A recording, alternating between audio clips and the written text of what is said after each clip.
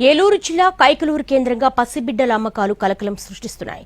పసిబిడ్డల్ని అంగడి సరుకుగా మార్చేస్తున్నారు కొందరు కేటుగాళ్లు. ఈ ఘటనలపై పోలీసులు కేసులు నమోదు చేసి దర్యాప్తు చేస్తున్నారు. ఏలూరు జిల్లా కైకలూరు కేంద్రంగా జరిగిన పిల్లల విక్రయాలు కేసులో దర్యాప్తు ముమ్మరం చేశారు పోలీసులు. 5గురిపై కేసు నమోదు చేసి దర్యాప్తు చేస్తున్నారు ముదినేపల్లి పోలీసులు.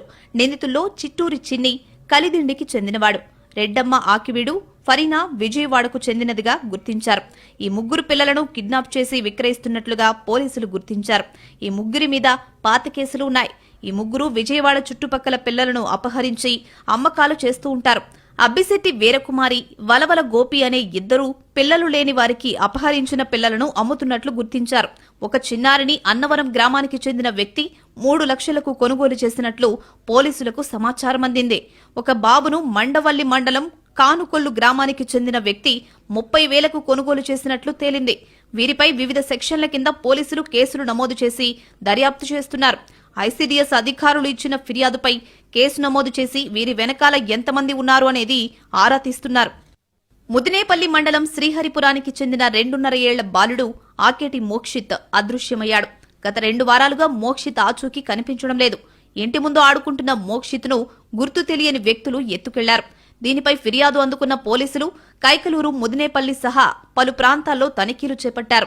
కైకలూరు నియోజకవర్గంలోని పలు మండలాల్లో 5గురు పిల్లలను సంతానం లేని కొందరు దంపతులు దత్తత తీసుకున్నట్లు గుర్తించామని ఏలూరు డీఎస్పీ శ్రావణ్ కుమార్ తెలిపారు.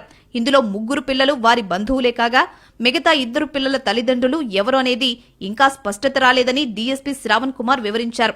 ఈ విషయంపై జిల్లా బాలల సంరక్షణ శాఖ అధికారుల ఆధ్వర్యంలో సమగ్ర దర్యాప్తు జరుపుతున్నామని తెలిపారు. చట్ట వ్యతిరేకంగా పిల్లలను పెంచుకోవడానికి దంపతులు తీసుకోవడంపై తమకు బాలల సంరక్షణ శాఖ అధికారులు ఫిర్యాదు చేశారని డీఎస్పీ చెప్పారు.